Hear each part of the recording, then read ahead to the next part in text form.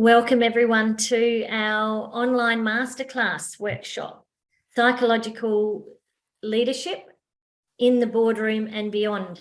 So we're going to be going into psychological safety today with Kerrie Nobes. Kerrie is, thank you Kerrie for giving us this opportunity today. Before I actually introduce Kerrie, I'm just going to go through some of the things about Businesswomen Australia for those of you, because we've got quite a few new faces with us today. I am the founder and the National Director of Businesswomen Australia. I'm Lyn Hawkins, and I'd like to acknowledge the country in which we're all meeting. We're coming in, zooming in today from all around this wonderful country. I'm actually on Bulu land. It's the traditional land of the Whadjuk people of the Noongar Nation. And I'd like to pay respects to elders past, present, and those emerging. These lands around Australia have been lived, danced, and celebrated on for 60,000 continuous years, and in some places, apparently 120,000 years. And we really love collaborating with our Indigenous sisters in business and celebrate their achievements and success.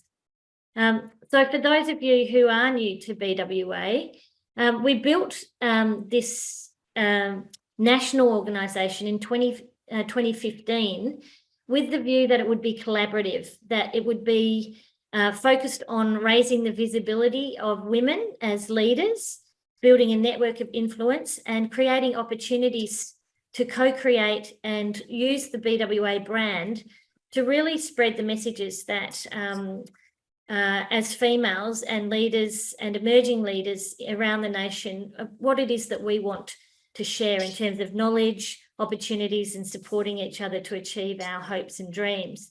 So it comprises business owners and entrepreneurs, of course, but also we have a predominantly large number, I think greater percentage of the community are directors, executives, and managers. We have quite a lot of professionals and consultants and coaches in the community, and we have a mix of C-suite women and those on boards. And of course, some emerging leaders that are coming through the business schools and students and young executives who are really keen to be around women who are successful, because we focus on these areas of professional and personal development: leadership, business improvement and knowledge, personal growth, influence and profile building so that we can be seen and visible, because we know how important that is, and of course the connecting part of it. So when we talk about Businesswomen Australia, we're not just a networking group. We're very much around supporting each other through these shared values, because we really believe that together we can achieve more, and collaboration sits at the core of everything that we do. And around that, we focus on behaving in a way that's inclusive. We are very embracing of diversity. We have the great courage to step up and push ourselves to experiment, to fail fast, to lean into those kinds of opportunities where we can use the BWA brand to explore and experiment, and hopefully have with that conscious care for each other, for each other's well-being, and of course for ourselves. Self-awareness and self-care is really important. So we do a lot of stuff. Over the last 12 months, we did 82 events. So this is our final event for the year.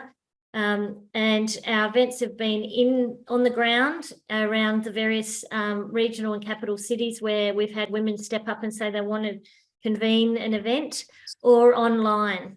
So we have a very, if you're interested, keep an eye on the website and follow us across all our social media. We have a LinkedIn group that's free to join. Follow us on our company page on LinkedIn. That's where we put all our events up on there as well. On our website, we have a member directory. So if you're looking for an expert, or if you're looking for someone to speak at an event, that's a really great place to find women who are really happy to be out there and to be brought into your organisations to do work. Our Facebook page, we have two groups. We have our private group for our members where they can share their ideas or ask questions or connect with each other and chat. But we have a public page as well, and we're on Twitter and Instagram.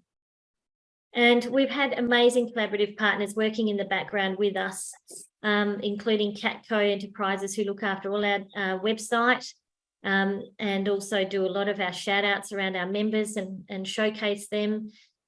Jessica Schubert from Intact Teams, we just had our Melbourne end of year event, and Jess was MC, where we had a great panel event, and thanks to Kerrie, who was helping with the hosting. Anne-Marie Cross is our podcast queen. The BWA podcast show has been ranked as one of the #1 podcasts for business women in Australia, and that's all thanks to Anne-Marie interviewing all our premium level members. And our 3 Drops wines from the Great Southern, our favourite drop of wine, the gorgeous Joanne Bradbury, has been all around Australia, Canberra, Sydney, Bunbury in the regions, Perth, doing wine tastings throughout the year. So we've been loving the chance to learn about the processes and the distinctions of the different wines, while also networking and having fun. And of course, Inspiration Source is one of our regular venues, with Vida Carlino facilitating and hosting our very courageous conversations, where we hold space for women to share some more deep and meaningful conversation. We have a Disc Flow accreditation with Disc Flow Australia. Jessica Schubert, our head of leadership development, is the licensee of Disc Flow. That is, a lot of you would have heard of Disc. Flow is the next generation of Disc. The Disc Flow aspect brings in the emotional intelligence certification, and we run that. There's a DIY program through our website, which we encourage anyone who's working with teams or in HR to actually get that certification. It's so useful in terms of understanding behaviour and communication. And for those of you who want to develop coaching skills, we talk about leadership now requiring the ability to coach. And that's, I've done my Cert 4. That's how I met Kerrie, actually. We both did our Cert 4, and we're doing currently completing our diploma in coaching and mentoring. So that's a great leadership skill to have. We've got all this information on our website as well. The Core Business Foundations is a great course for anyone you know who might be setting up their own business, particularly if they're a consultant or a coach. Anne-Marie is an absolute superstar in the marketing side of things. She's developed this Core Business Foundations course, and it also includes some excellent coaching in it. So if you are interested in joining as a member, if you think that you might like to come on to more than the sort of one-off events, it's worth joining. But we are always happy for people who aren't members to come and register and join us for our events as well. You don't have to be a member. If you want to be part of our program and be on our podcast show and be keynote speaking, and for us to design and develop sort of an event series or what have you, that's a great way to join as a premium. Leanne's on the call today, so she's available if anyone wants more information or wants to run some ideas past Leanne, or want to host an event. We have a lot of companies that are keen on hosting. We've got a few sponsorship packages that will be available for 2023. So if your organisation's very serious about supporting women and want to bring some programs into your organisation, or you want to sponsor just everything we do, we can design and tailor a package. We are working on Q1 events. They're starting to come onto the website now. We're kicking off the 15th of February with a webinar on the future of food with recently an award winner, our cow, Bianca Tarrant. She's amazing.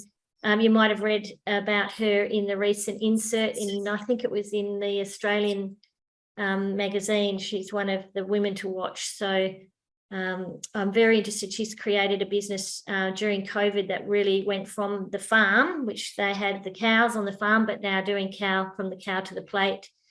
And I'm really excited to talk about food security with her.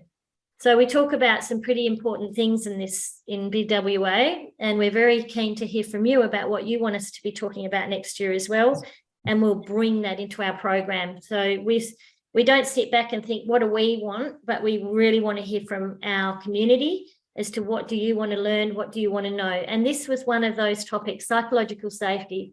So the wonderful Kerrie Nobes very, very graciously has agreed to take us through this. The thing I love about Kerrie is that she's very passionate about helping build positive and productive workplaces. So she's actually sought by a lot of organisations for her leadership facilitation, for her training, and for the coaching that she does. So she's an absolute champion. I'm going to stop sharing now and hand over to you, Kerrie, and you can tell us a little bit more about yourselves and maybe get the ladies to introduce themselves. Awesome. Thanks for that, Lyn. So welcome, everybody, and thank you for taking time out of your busy days, because I know just how crazy it is out there, but this is a topic that has great value for us as individuals, but also for our teams and for our organisations. So psychological safety is not new. I was saying to Kat just a moment ago that it's been around as a concept since 1960, but what hasn't been around is the research and data of the effect of having unsafe environments. And before we kick into that, it's really important to know that an organisation isn't safe or unsafe. You're going to have pockets throughout an organisation of both of those things. And it's about, we're going to look today really about how do we figure that out. My background, as Lyn said, has, I started life as a registered nurse. Then I went into pharmaceuticals as a salesperson, and then into leadership and looked after the 4 lower states of Australia.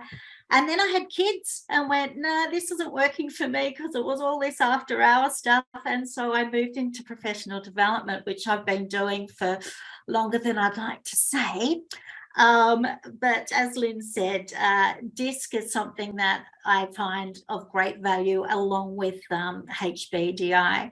And it's about, today is about you. So what I'd really like to start off with is just to hear from each of you, what is it that you want to walk away with at the end of our session here? We've got 2 hours together. So if you could give us your name, where you work, and if there's something specific that you're looking for today, then share that with us too. And then we'll jump into some breakout rooms and get some discussion going.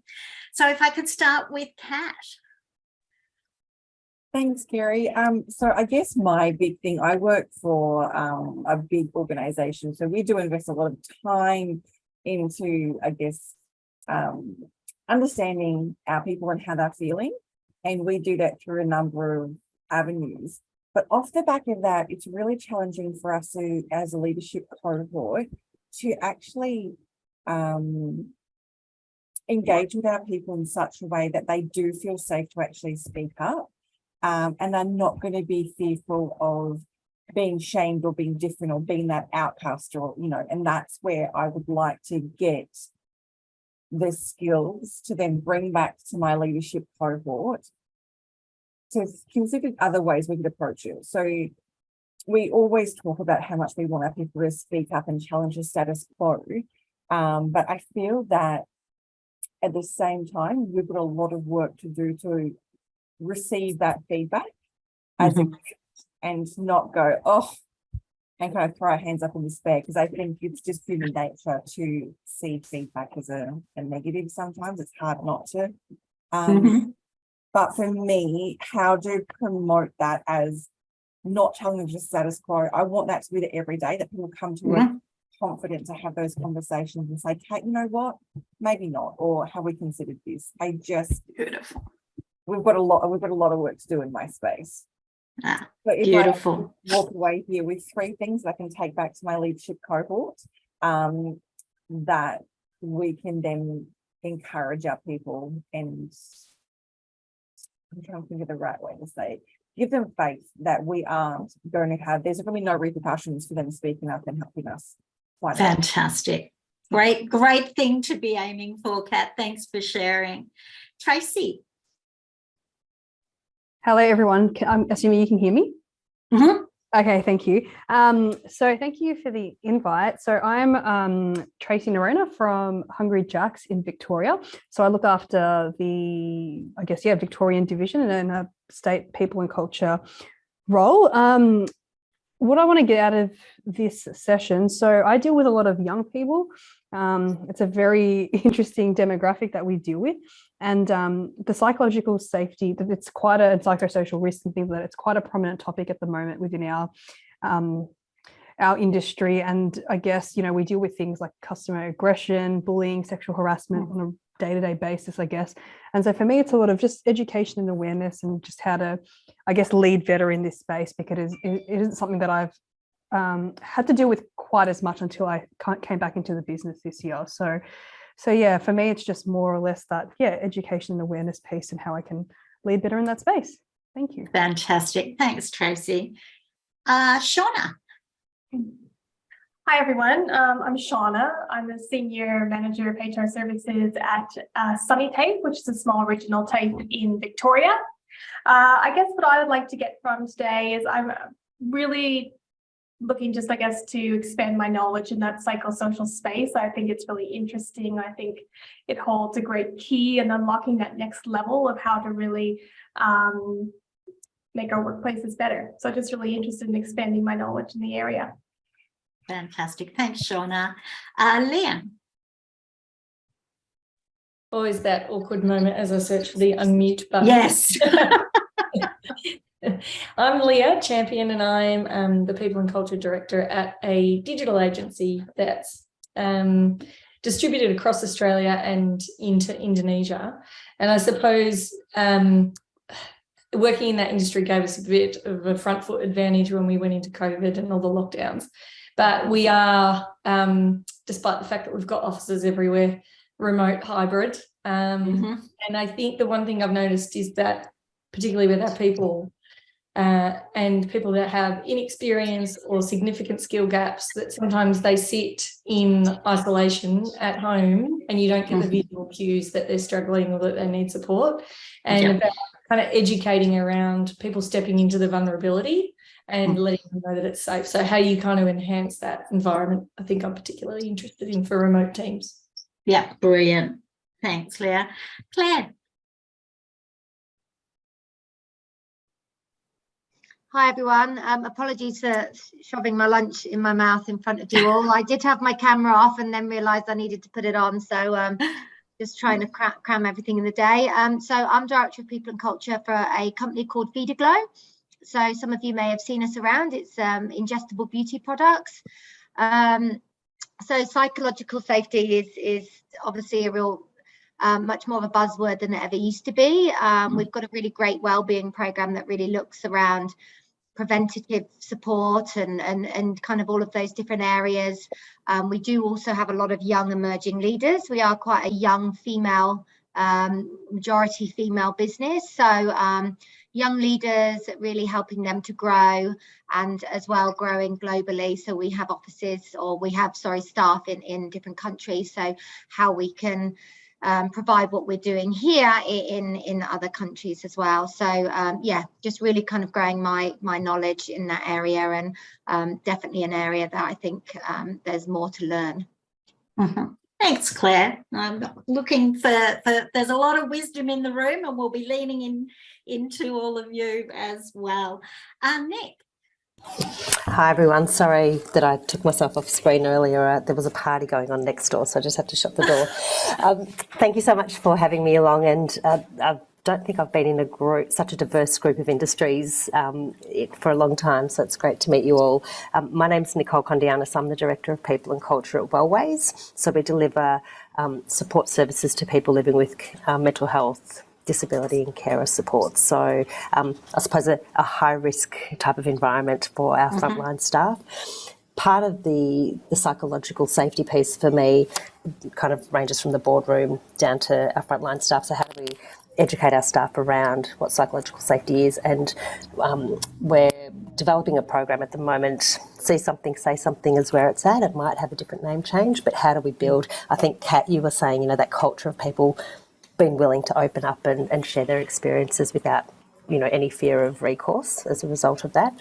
I think from a leadership development perspective, how can we better support and develop our leaders to have the right conversations and provide that space for employees? And then how do we report that up to the board? I think the other thing that we do see is secondary when we're looking in the work cover space, secondary psychological claims on the back of an initial physical injury. So there's a lot in there. So that was my 5 dot points. So kind of everything you guys have said in that and more. And more. So thank you. Thanks, Nick. So Lyn, do you want to have a... Well, we might need more than 2 hours, I think. I know. There's a lot of so themes much. coming out here for a the week, next I think. one. Well, I do, as you know, I'm a management consultant. I have most of my clients are in professional services firms, either in legal, medical, engineering, and consulting, and training. And it's interesting because they've all got different sizes and different makeups in their business. And I think that they're really, a lot of them have been in traditional kind of environments, in traditional professions that are recognizing the need for a cultural change to be much more supportive of the next gen coming through, and the next gen's more openness and honest place, and making sure that their culture changes to support that open honesty, that the old practices are not going to create an environment where that hurt occurs. So I'm really, everyone, it's great to actually see the diversity in the room. It's really going to be a great conversation. Thanks, Kerrie. Yeah, brilliant. And Leanne, anything you'd like to add?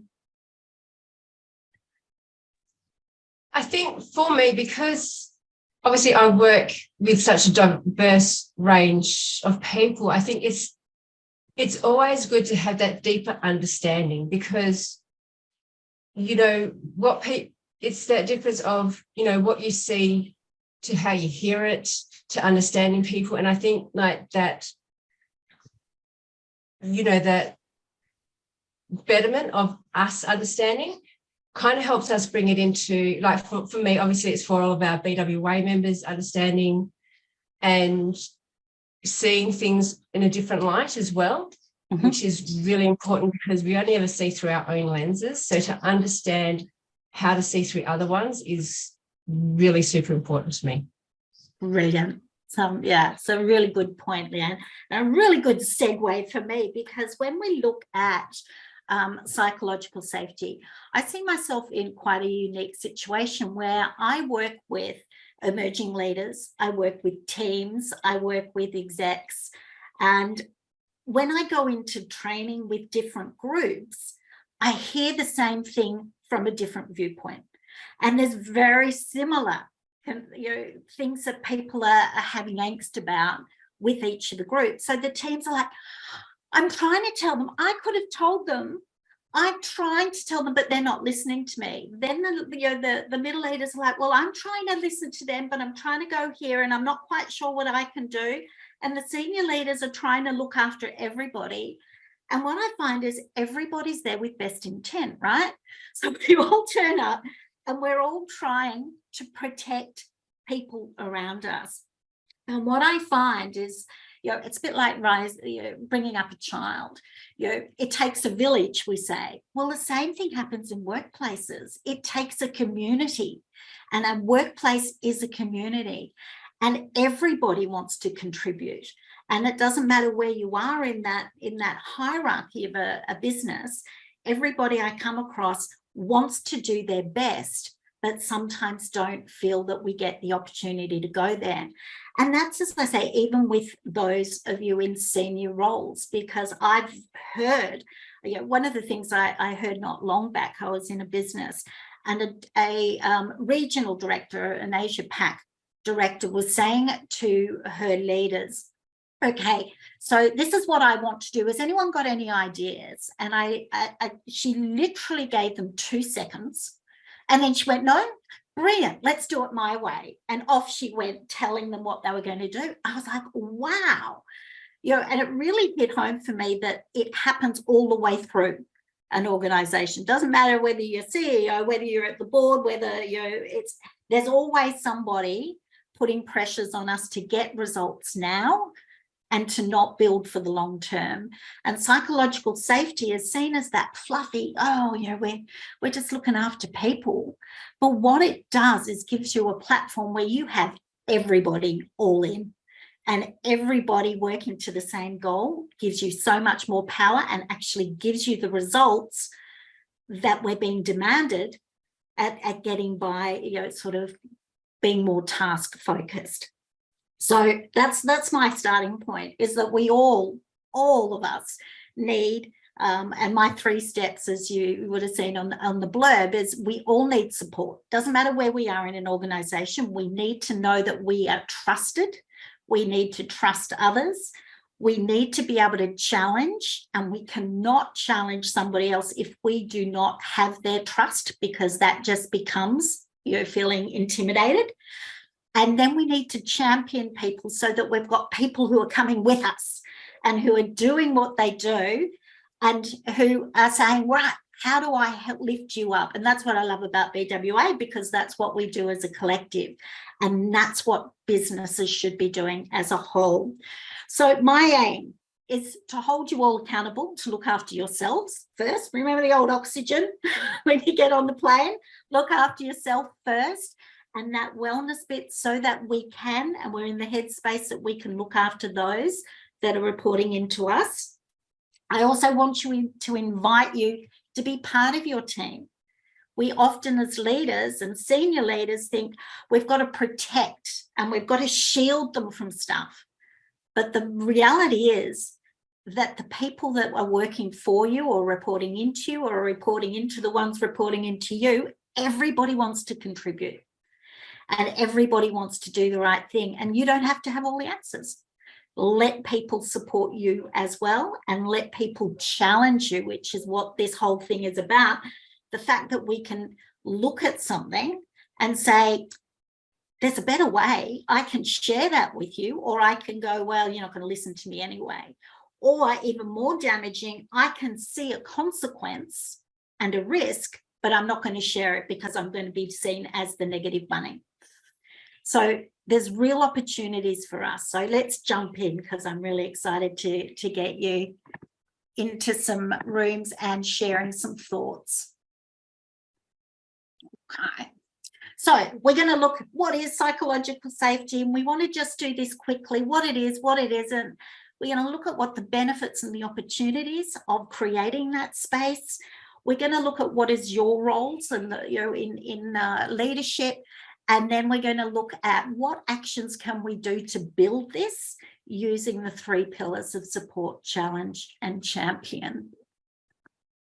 So let's start with what is psychological safety. You look, from your introductions, it sounds like most of you have a pretty good view on it. It's essentially the safety to be able to question the status quo, and to do that because it's done with the best intent and have it received in the intent it's given. So it's about being able to have healthy dissent, debate. It's not this is the done thing. It's how we as leaders and how our teams get to actually collaborate and move forward together. And that we've got a whole lot of myths that go with that, which we'll step into in a moment. But it's about what do we do that will give us the opportunity to use the wisdom of the people around us. And as I say, I do a lot of training in a lot of different situations, and there is never, I don't think there's ever been a time where I haven't walked away with something more than I walked in with, because people see things from different spaces and different viewpoints. If we go in with open minds, we come out with more knowledge than we walk into a room. And that's what we're going to do today is use your experience as well in here. And then hopefully I can give you some food for thought as well. So basically, nobody turns up at work and goes, let's make somebody feel undervalued. That's what I want to do today. Brilliant. Doesn't happen. It's the difference between what we say and the intent, but how somebody else receives it and perceives it from their life journey.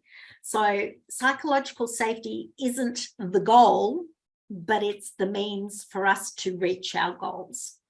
If we have that, then we all get where we need to go.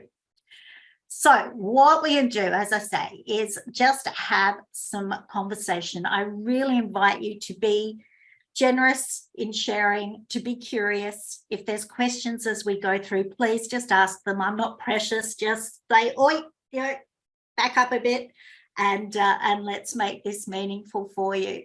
What we're going to do is to go into small groups now.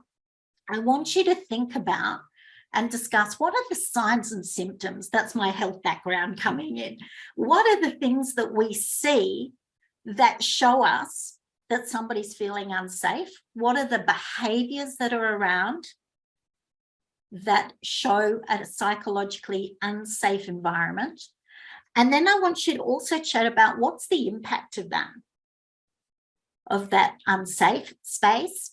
And then if you get some time in there thinking about what benefits of psychological safety, what are the benefits to individuals, to the organisation? And if we could have each of the group have somebody allocated to share the thoughts of the group when we come back, that would be fabulous. We'll have 15 minutes to do this, so it's a bit of a brainstorm, but Lyn, are you going to organise those rooms? Yes, or would you like me? I've got them set up, and I suggest that you allocate the spokesperson at the beginning because they will probably want to take some notes. And what we'll do is when we bring it all back, we'll make notes as we go, and then we'll have those available to you as well. So that yeah, so I'm setting up 2 rooms with 3 people in each, and Kerrie will pop in and out of those. So share what the signs and symptoms are of psychologically unsafe environments. What do you see? What do you hear? What are the things that you're noticing? What's the impact of silence or the impact of those unsafe environments? And then what's the benefit of a psychological safe environment? Okay, everyone got that written down? I'm going to open all the rooms now, and I'll see you in 15 minutes.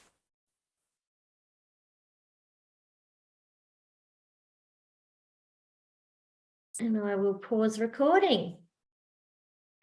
Well, welcome back. What I would like to do is have somebody from each of the groups give us a bit of an overview of what you were discussing in terms of, let's start with signs and symptoms. Who'd like to jump in? Who are our reporters? I am one of your key reporters for the day. Thank you. And I was lucky enough to be in a breakout room with Leah and Tracy. And the brilliant thing was we're from 3 completely different industries. So it's really awesome to share our stories and, our thoughts on things, but then also how many similarities there are between. And so that's what we've kind of come away on, irregardless of where you sit in the business or organisation, irregardless of the sector and what you do, come across very, very similar challenges. But that was kind of actually quite cool. But in terms of signs and symptoms, I think our slogan that we've walked away from is that silence is a symptom of psychological safety. So for signs and symptoms, dismissive comments and the language that is being used can often be a sign or a symptom.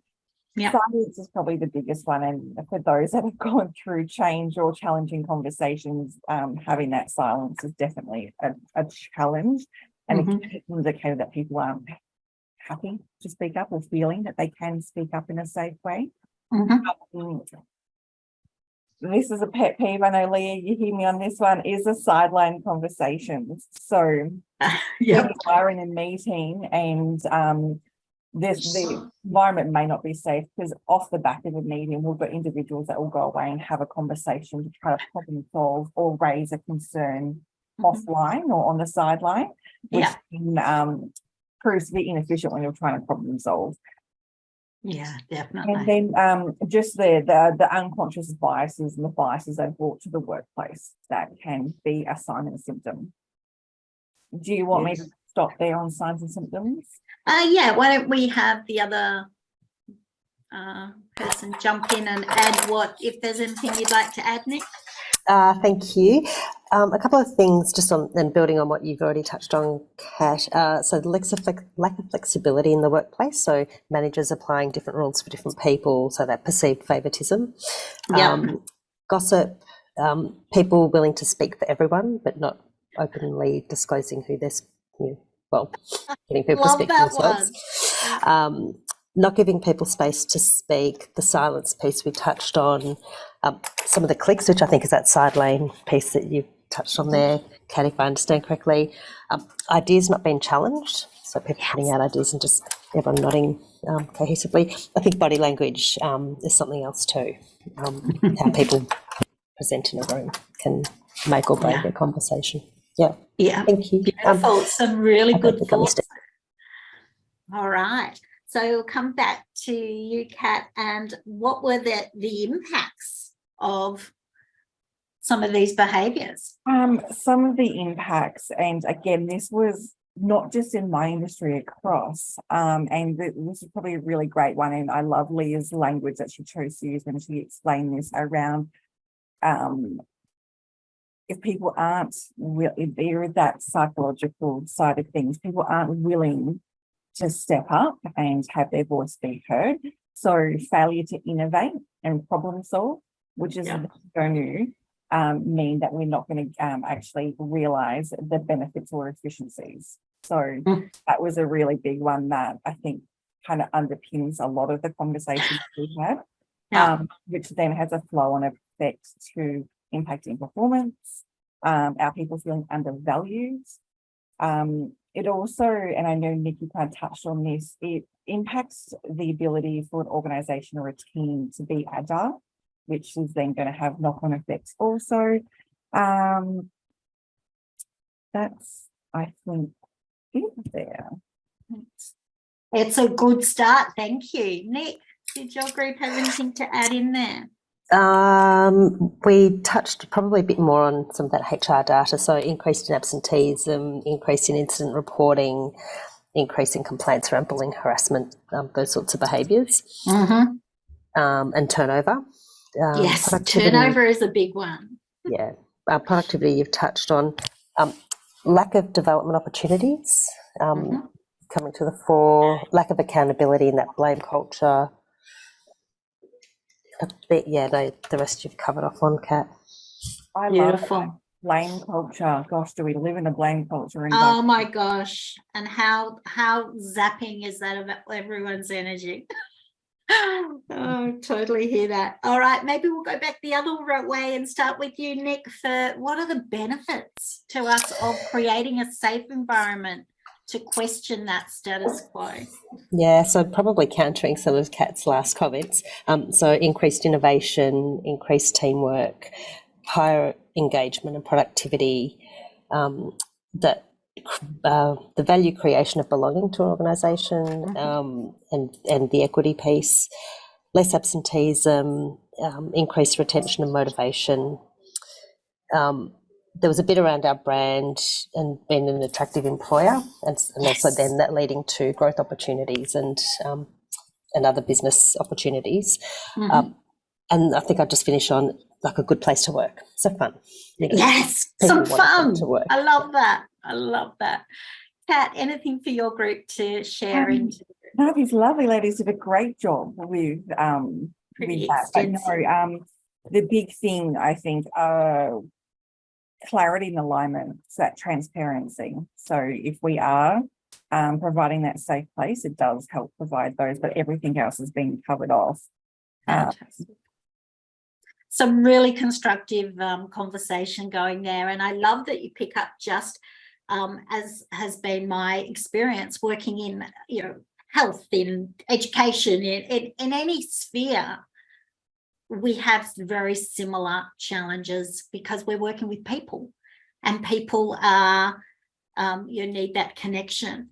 So what I would like to touch on is some of the myths that go with psychological safety. So some of the things that I've heard of, it means we're going to be wishy-washy. We're spending too much time socializing and not about getting the job done. That part of no news is good news. So if we don't hear complaints, that everything is okay. And, you know, we've just talked, you all really came in on that silent bit. That's what we do. We protest silently and mostly unconsciously as well. And so we draw back and we go, well, we're not going to share. And I'll show you some stats in a moment, which are quite frightening. We often think that if we have psychological safety, that we won't have conflict.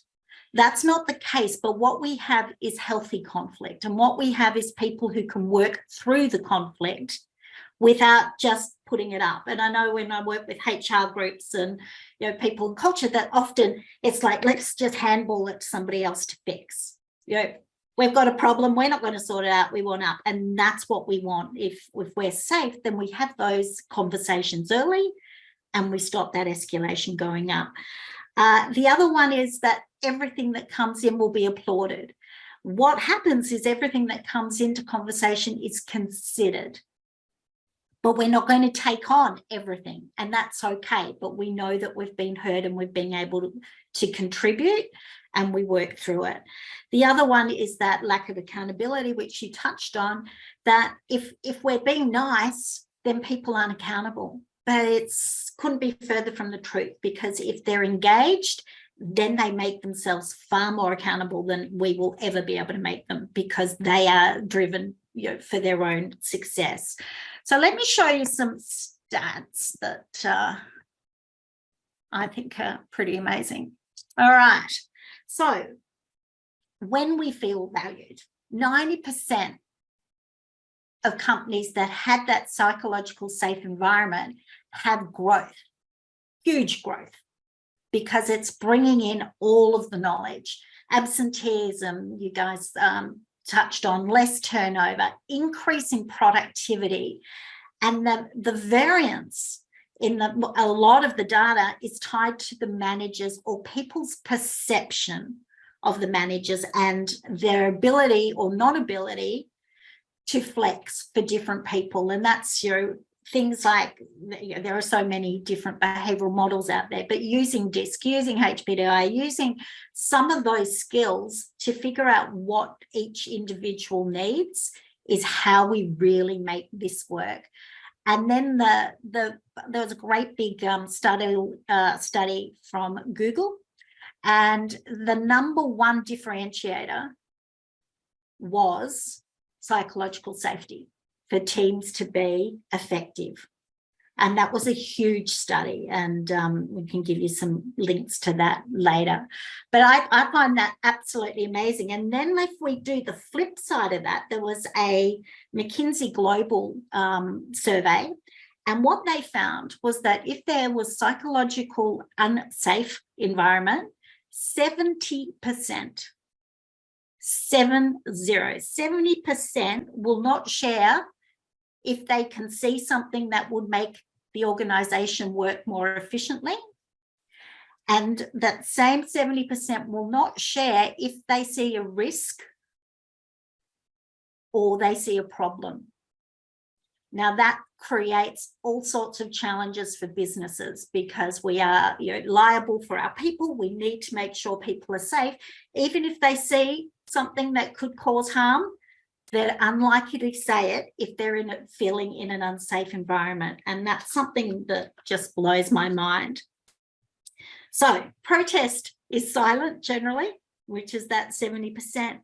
And then we think, why? Let me jump out of there so I can see your faces.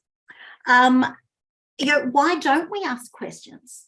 Well, you think about historically when we go to school, and we don't want to look ignorant.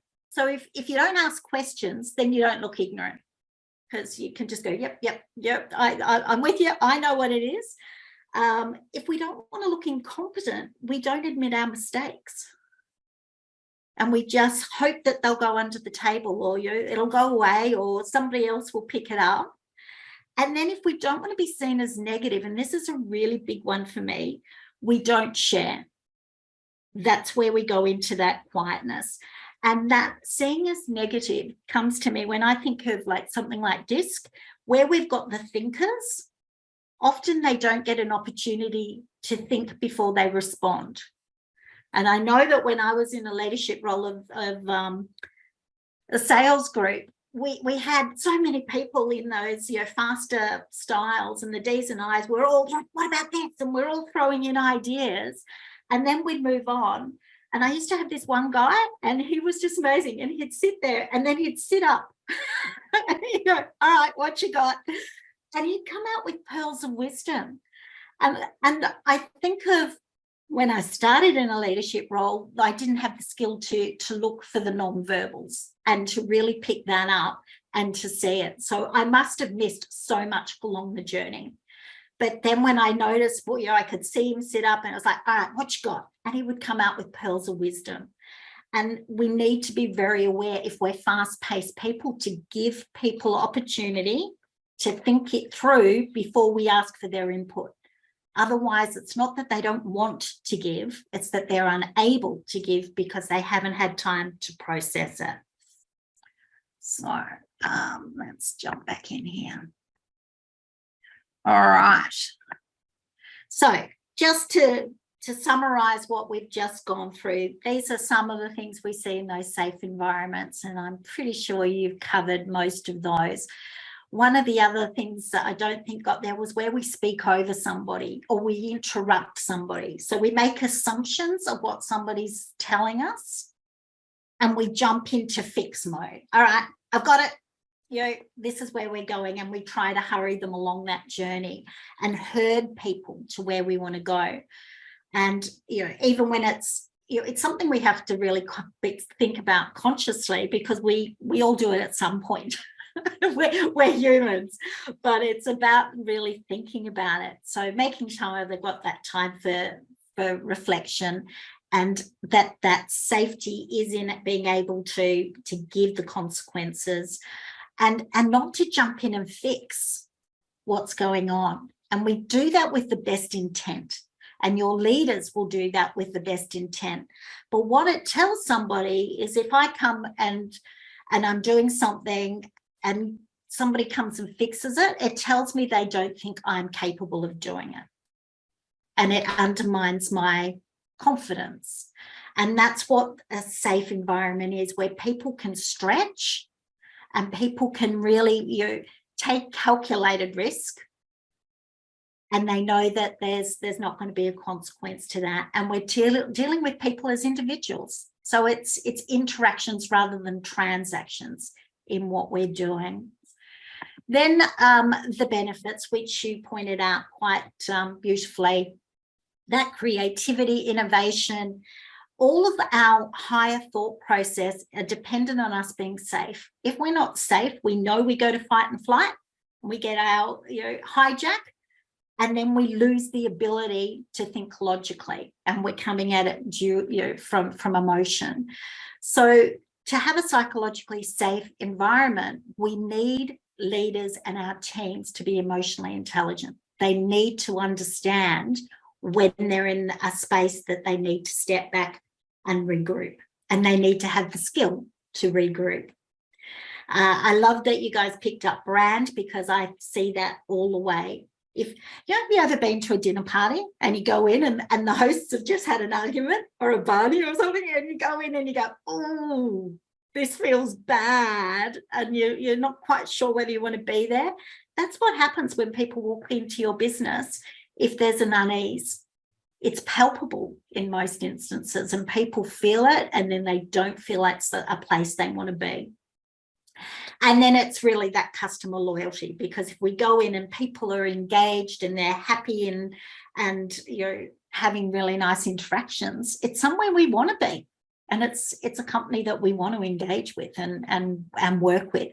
So it has very strong basis. Now, if we have that silence and we're not looking for, I'll jump out of there again.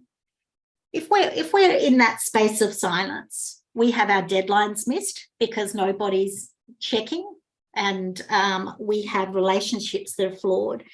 We don't reach our goals because people spend, and there's a lot of data to show how much procrastination time and time spent having a whinge about whatever's going on, and all of those things that take away from people's flow of work, we have less opportunity for growth. And growth means that people need to be able to make those mistakes. We don't get to get out in front of those risks and the threats. If somebody tells us a threat and we're in a busy space and we're trying to move forward and we shut that down, then they don't tell you anymore. And then you find that we're spending thousands of dollars off and away, and somebody will say, could have told you. I tried to tell you, but you weren't listening. And so it's lost opportunity for businesses to get. And the people on the ground, the people doing, are the ones that have such good intel. Yeah, because they're doing it. They can give you feedback on the processes, and they can give you feedback on what the customers are thinking because they're the ones doing it. And the other thing that comes to mind in this space is when we attract new talent and we go through a huge interview process to get the right person in, and we bring them in because they've got new experience, right? Oh my gosh, that's so exciting. And you've got this, and you can do, oh, we need some of that. Brilliant. And we bring them in, and then what do? We go, this is how we do it in this organization. And we start drawing them into our way without stopping to be curious to say, well, hey, how would you do this? What's a new way? Let's put some new stuff on the table and consider it. And we lose so much, even after such a long process of getting that knowledge into our businesses. And it's about that safety of going, I don't have all the answers. I'd really love to hear what you've got. What have you got to contribute? If we do that all the way through, then we're in a good space. All right. So it's worthwhile investing in, right? We just hear and go, yeah, makes sense. All right. How might we assess our workplaces? What sort of things do you think we could do to assess a workplace, to how that psychological safety is in our space? You can just unmute. Employee Surveys, yeah. So we, much like Claire, we do quarterly, we'll call them heartbeat surveys, and ask a range of questions. On top of that, though, we do skip level meetings and skip level meetings. So that gives our people the ability to speak to their next line manager up. Love that. Feel comfortable speaking to, their direct lead for whatever reason. There are regular opportunities for that. And we call them campfire sessions, which is just a new engagement initiative. So since we've gone back into the office for set times to build that engagement again, campfire sessions. So between 10 o'clock and 12 o'clock, you can find either myself or an equivalent at this location. And it's just come on in, have a chat. We can, imagine you're sitting around roasting marshmallows type conversations. How fabulous. To kind of just at least hold that space for them. So that's kind of what we have been, ways we can try to gain and gather that feedback and that information of how people are feeling. Fabulous. What else is happening in the different areas? That's the beauty of us having different areas and expertise. And Tracy, I'm thinking of you with the Gen Zs and the younger population. What are the ways you're using to engage them? Is there something specific you're going to? So we've got a few different platforms that they can reach out with, either anonymously or they can leave details. So through their online learning platform, there's like a help desk, I guess, where they can just shoot any questions and they can get flagged to sort of the relevant people. We also have an employee helpline / whistleblower line as well, which is managed externally through our ER consultants, and then they come through to us. So it helps us identify whether there's an issue in store where people don't feel like free to speak up to their direct manager or next up area manager as well. And then we can investigate and see if there's anything that we need to look into a bit further or, coach or discipline in any way, shape or form. So there's a few avenues that they have, they're able to bring feedback forward. Obviously, we're quite big. We've got about 4,000 Yeah. employees in Victoria. So, there is always the whole, open lines of communication, but we physically can't get everywhere at any time. So we try to use a variety of different platforms for them to reach out. Beautiful. Love that. Anybody else like to share anything happening in your industry? We've had some good ideas. Oh, we can't hear you, Lyn. Oh, you can't hear me? There. Now we can. Yeah, we've had some good ideas with something that worked really well with a very large accounting firm that we work with. We trained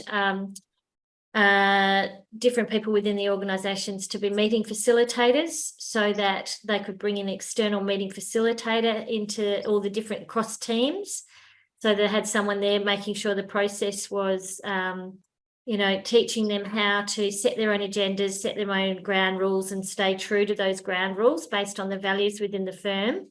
And those meeting facilitators could be booked with a meeting room so that they could come and help and then not be involved in the content, but look at the process, make sure everyone was got equal time, and teaching the team leader some tools around brainstorming, using the 6 hats of de Bono's, all those sorts of tools. So facilitators became kind of like mini trainers as well, and could actually pull out the tools based on preparing for what the outcomes of the meeting were for that. That was really powerful in terms of creating those safe environments and psychologically safe meetings. One thing that I've been doing recently with the law firm, they asked me to come in and do a 15-minute chat with all their staff. Some I did through Zoom and some I did in person, basically giving feedback at an anonymous level, but through the conversation, getting feedback on what the firm's doing well, the strength of the principal they work with or the manager they work with, how the firm could be doing better, any suggestions for improvement, areas and behaviours that the principal or their manager can improve upon, any other comments to pass through that they feel that they don't feel directly that they could talk about, and feedback on any ideas for improvements, but any aspect of the firm, whether it's, so we broke it and we prompted them with things like the meetings, the environment, the workplace, the social aspects. So we had all these different prompts and I did a qualitative response. So wrote all that up and provided it back to each of the principals and the managers for those teams. And then they used that anonymous stuff in their next team meeting and said, this is just fantastic. To discuss. Yeah, so good. Really powerful. Yeah, beautiful. And I love that there is, and what people are saying, that there are some things that are direct discussion, but there's also ways for people to feedback who aren't comfortable in actually having that verbal conversation. One of the, let me just share once again. All right, this is Amy Edmondson is one of the gurus in this space, but she does this just as a quick assessment. How often do you as leaders get what's going well with people coming saying, this is brilliant, this is, and being excited about it, but not sharing things that aren't working? How often are we getting, the progress, again, looking on the big side, because there's quite a push in a lot of organizations for us to be optimistic all the time and to be where, yes, it's all roses. And that's lovely. And it's great if that's the reality, but if it's not the reality and that's what you're hearing, then we know there's challenges. And it's about, am I making statements to you or am I asking questions? And do I agree? And we've really got to think about this. I think the higher we are in a hierarchy, the more likely you are going to have people who agree with you. And that's where I love Simon Sinek's work of, leaders speak last, get all the thoughts on the table, and then we just add ours into the mix. So that we're not saying this is what we think, and then people go, yes. And we're not really using the wisdom in the room. So this is just one really quick little thing that Amy has in her book, The Fearless Organization. McKinsey they look, and that they've done some studies, and they found that laughter was the #1 predictor of whether you have a healthy environment. If there are people interacting and having some fun at work, it's a really good indicator that they're in a comfortable space. The other thing that people have worked, there was a workplace wellness report that was just published, and it was in terms of about, I think there's 1,009 people in Australia, and they looked at how was the well-being of people, and they used the PERMA tool, which is positive engagement, relationships, meaning, accomplishment, and health. But it's a free online survey, and they do that every year, and then just see what the differences are in populations of how we're doing in that space. And it's just a nice way to stop and take a snapshot of how people are feeling now. Some of my other things in terms of assessing, I think that having, a behavioural model of some descript with the self-awareness of ourselves and others, so that we can make sure that we include everybody and package our messages for those receivers so that they can feel comfortable to speak and know that they've got that value. And often in team cohesion sort of workshops that I run, we use a team health check. And in that team health check, it's got all of those things. Have we got a goal? Do we give each other feedback? And a whole range of things. And we get the team to fill it in and the leader to fill it in to see whether there's alignment there, and then we know what we're working with. So a lot of assessing tools, and at the end of our session, there's a survey. You can indicate there if you'd like to get some tools sent across to you to back that up.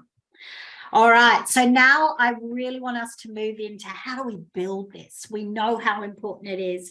How do we actually build?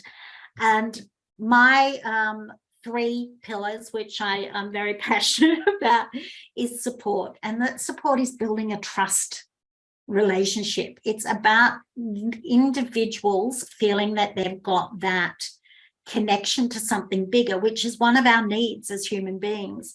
And I always love that story, the NASA cleaner. We all heard that one. Yeah.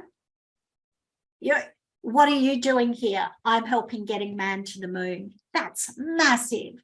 So we need to share with people and make sure that we set boundaries and expectations, that we invite people to share with us. Be humble in that we don't have all the answers.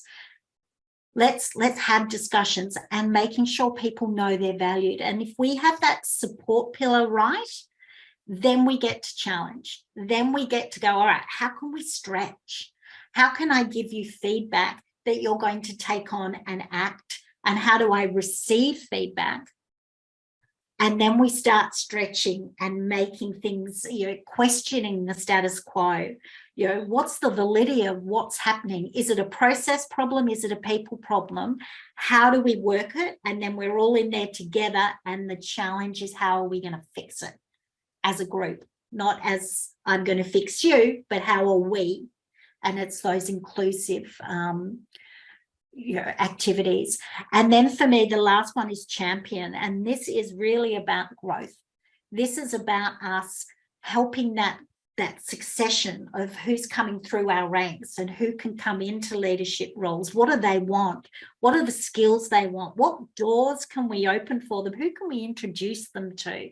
And how do we make sure that we're giving people acknowledgement and recognition for a job well done? Often in business in really busy places, we go, yeah, that's just what they do. But we need, I don't care if you're board CEO or the cleaner, we all need to know that what we're doing has value and that we're being successful at what it is that we've been tasked to do. So feedback is huge. So that's just a précis of what this support challenge champion is. And now what we're going to do is pop you back into some breakout rooms, because I really want you to spend a good amount of time in thinking about what are the things that we can do that will build that safe environment. And I think if you think about those pillars, it might just help you sort of step through different views of how we might go about that. Yeah. Welcome back. We're dwindling numbers, but let's hang in there, ladies. All right. So who wants to share? What are some of the things that we can do? Tracy, firstly, just Tracy, yes, I would love to connect as well. So Tracy, we're having the best conversation, then we were like, oh, we're being awesome. So take us back. Yeah, I didn't want Kat to think that I was being rude and just ended the conversation abruptly. I love that. And you can continue it. Share where you were heading.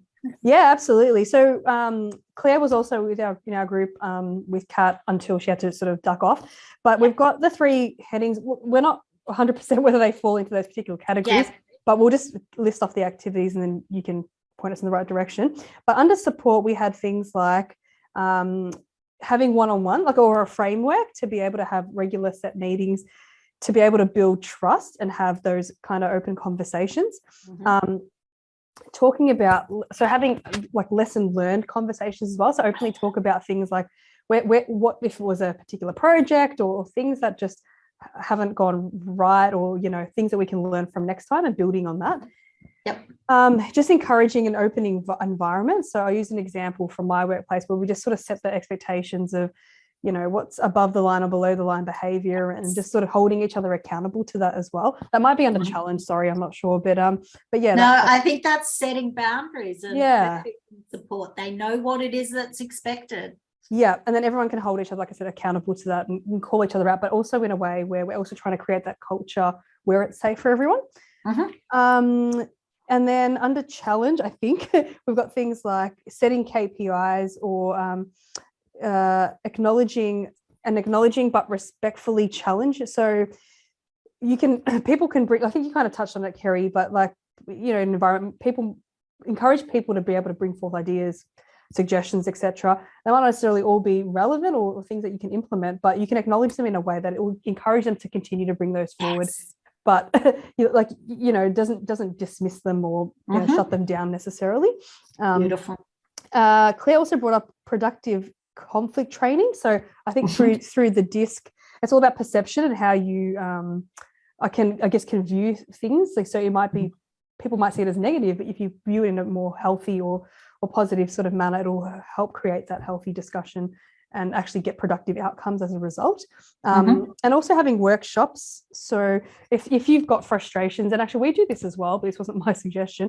If there is tension or, frustrations or things like that, just getting everyone together and saying, hey, just being open about it. We've got these concerns, or we've got, this issue at the moment, and just, workshopping it, chuck some butcher paper on the wall and what's frustrating people, and then come up with an action plan and again, hold each other accountable to that and move forward in the culture. Put it on the table. There's no point in pretending it's not there. Exactly right.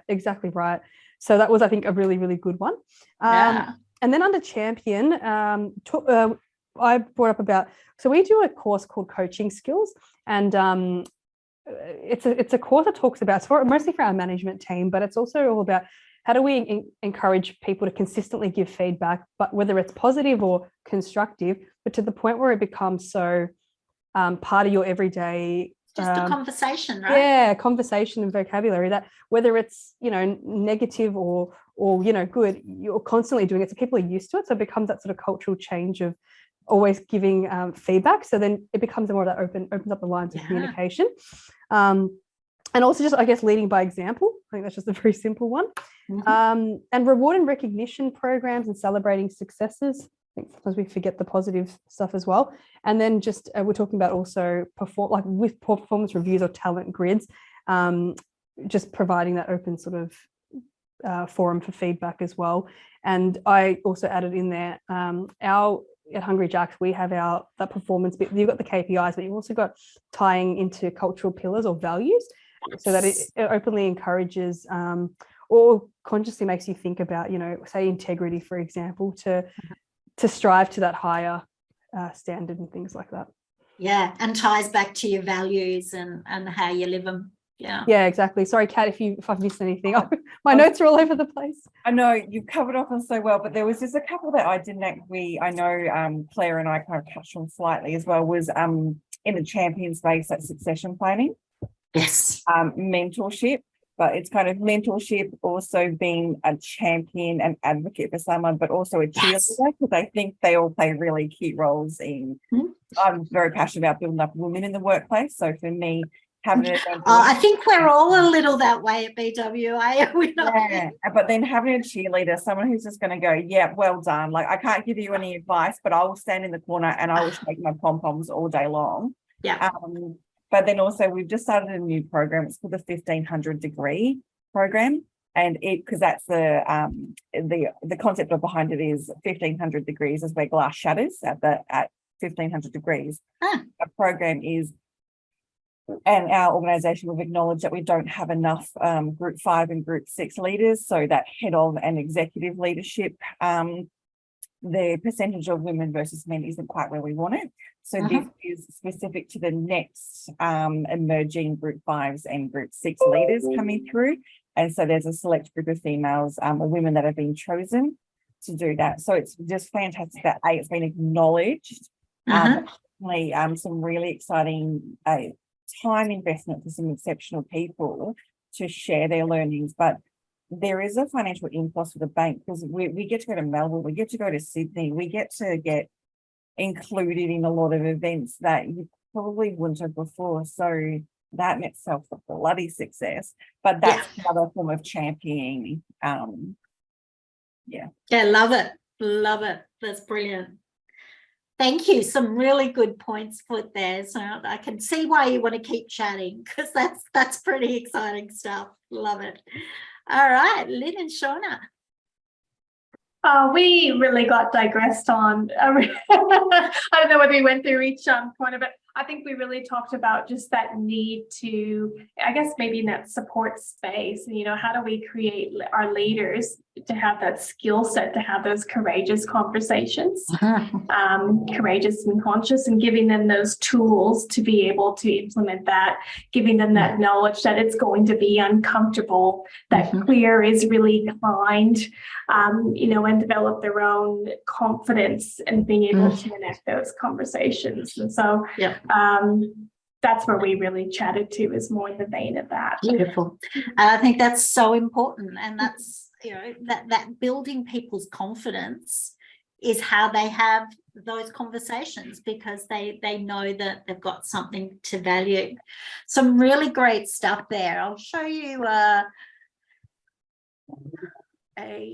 bit of a compilation I put together that sort of goes through. I think most of your stuff will be in there, but that expectation, I love that you talked about that, and setting boundaries and things so people know what it is that's expected of them. The two-way conversations leads me to Jane Dutton, Professor Jane Dutton's work on high quality connections. And what she talks about is conversations that are two-way, but they are energizing for both parties. They're forward thinking. They're looking for a win-win, and it's about us conversing. And as you say, it doesn't matter whether in feedback, if we've got a feedback culture and a safe culture, then they're all conversations. Even when we're asking somebody to change what they're doing, it's a conversation about how that goes. Inviting input, particularly to our quieter people. Working from curiosity and not blame. So rather than, you know, whose fault is this? This is the challenge. How are we going to move forward? And it's just about making change, not finding somebody to take the fall, if you like. And time for reflection, because that gets missed quite regularly in businesses too, just because we're so busy and there's so much value. Shauna, I work with a lot of TAFE, and that to stop and to actually think about what's working, you know, particularly for your teachers, you know, how are they working with people and what's working for them and what's not, and how do I change that to keep building? And it's about giving people the opportunity to grow.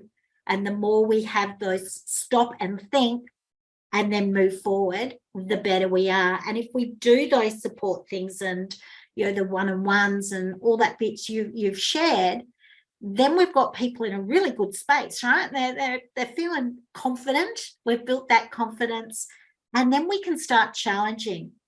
So we can start making sure that we've got the goals out here, but now because we know where our people are and we've got interactions, we can allow people to do it their way. So often we get our mindset of this is how something looks and where we're going. We're going to still have those conversations to set the goal, but how they get there can go along a number of different paths, depending on what their strengths are and their skill sets.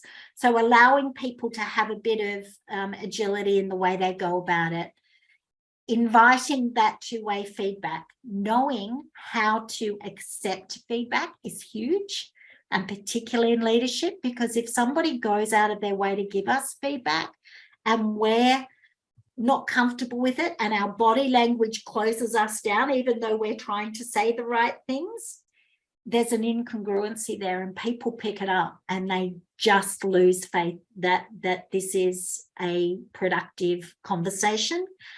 Emotional intelligence is something that in leadership spaces, but all across your team, we need to be able to be aware of our own emotions for starters, and what our triggers are and our biases are.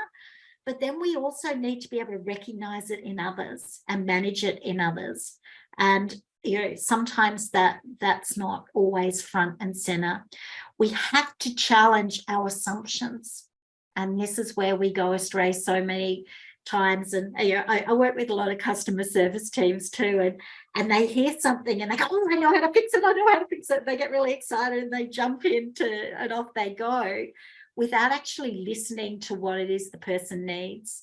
And if we listen to actually understand what they're telling us, then we can make a considered movement forward. Calculated risks happen. We can challenge people to step outside their comfort zone and not be fearful that they're going to be struck down or their big sticks coming. And it's about challenging, and I think I started our day with this, for leaders to be challenged to look after your own well-being so you can look after others' well-being, because it sometimes gets missed. Then we've got our championing, and you picked on most of these things. Coaching wherever we can rather than telling. They say that it increases productivity 88% if we coach people through what they need to do rather than just tell them what they need to do. That interaction and engagement is what makes the magic. We need to spread the word.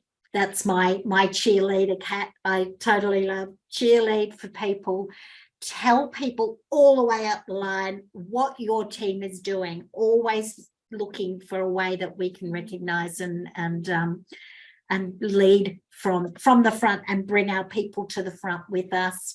And career conversations. I love that you picked that up too.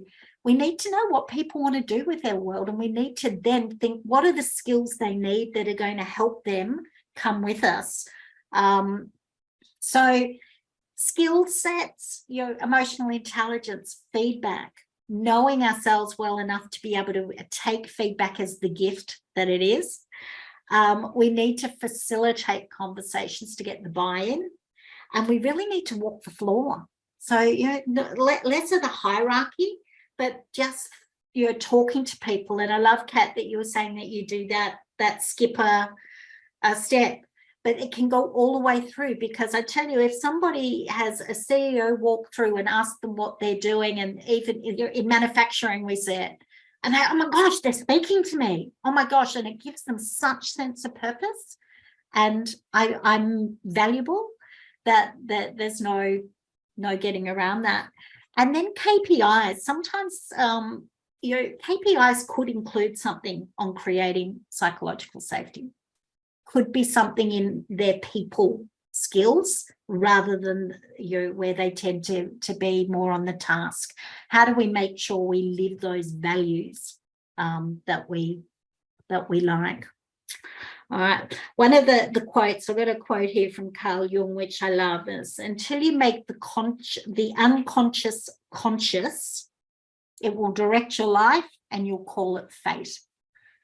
Unless we stop and think about what's going, and it's back to that reflective piece, if we don't stop to reflect what's serving us well, what's not, what am I doing, how can I grow? And Carol Dweck talks, I'll jump out of here. Carol Dweck talks about that growth mindset, but she's talking about we've got to congratulate people on their effort, not just the win. Because if we only congratulate when somebody achieves something, then if they don't think they can achieve it, they won't put the effort in. So effort is a long way to getting us where we need our people to be. So we reward the effort and then we totally celebrate the success when they get there. So what I would like you to do is we have 10 minutes. I would really like you to take a couple of minutes now to think about 3 actions. And I love, Kat, that you started with 3 at the start of the day. I want to take away 3, and you and I are kindred spirits, because look at this. Hang on. All right. Challenge. What are 3 actions from what you've discussed today, whether it be in just ways of identifying or moving forward? What are 3 things that you want to take away from today and work consciously on so that you're driving what you're doing? So I'm just going to be quiet, which is really hard. Be quiet for a couple of minutes, let you reflect. What is your takeaway from today and what can you do with it? And then we'll just round up after that.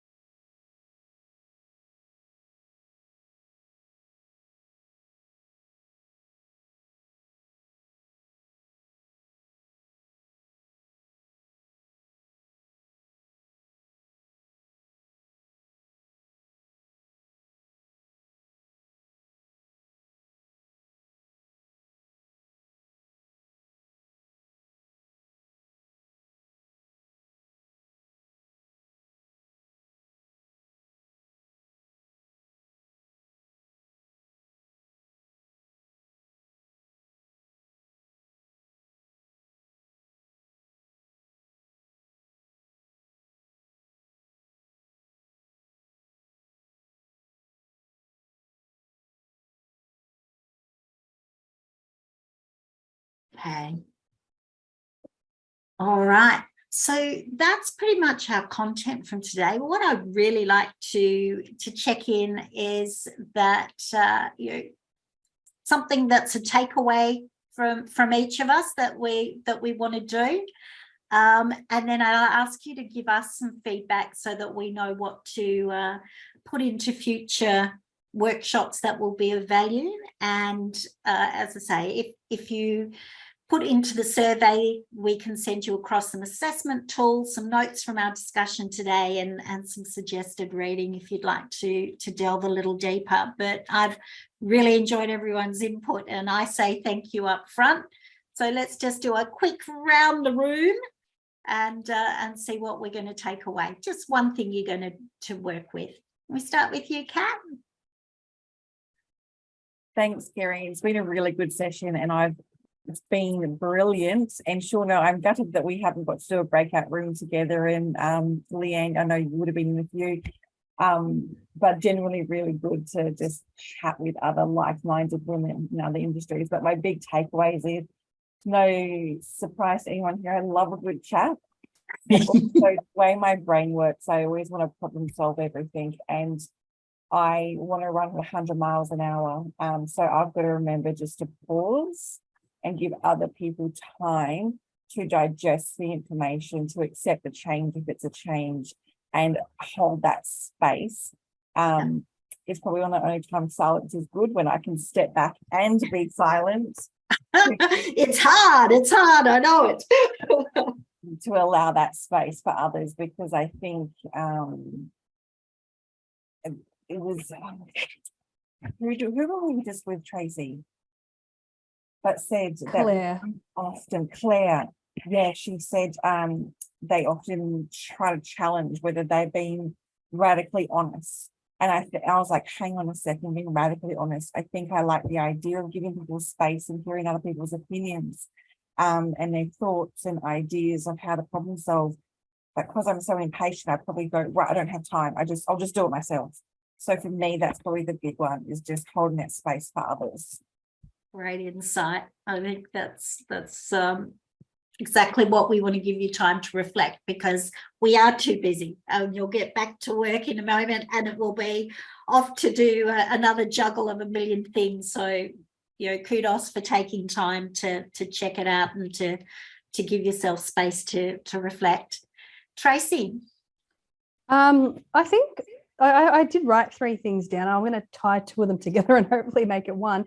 But it's just that, you know, what am I doing to actively contribute or encourage a psychologically safe environment? And so I was thinking about, not necessarily that it's me particularly hindering that environment, but just thinking about what, like actively thinking about what may be, and then what can I do about it, kind of thing.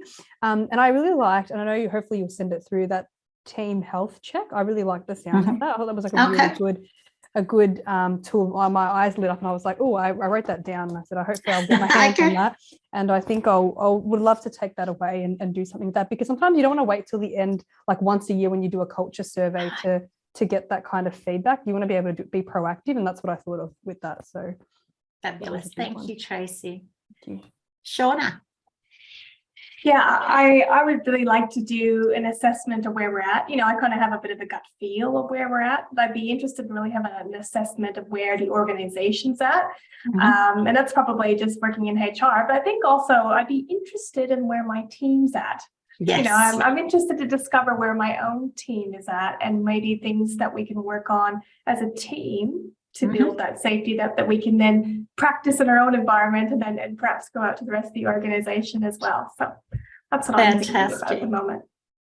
Thanks, Shauna. Lyn?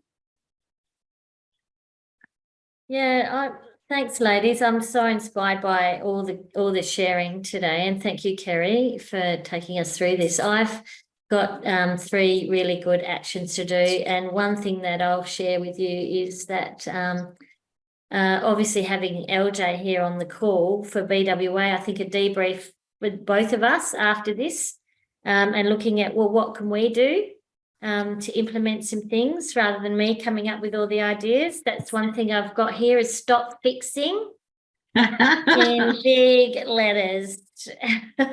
So that's what I'll be taking away, is less fixing and more listening. Beautiful. Thanks, Lyn. Leanne, anything to add before we fire it up? I'm sensing some soul sisters here, like with Lyn and Kat, because my biggest thing is to stop helping almost. Because I think it's funny, because when I'm talking to people, I want to jump in, and I'm that eager beaver, and you can almost sometimes see me shake, waiting to get in there. So, and realizing that even with me, one of the things, the best thoughts usually come in the shower. So give people time. Yeah, I don't always have to jump in. Even I need to have my best thoughts in the shower. But yes, I love it. calm the farm, step down. Everyone's good. They've got it. I don't.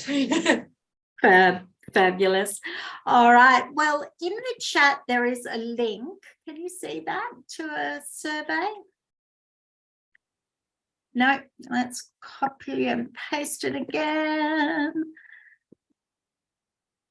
See it now? Perfect.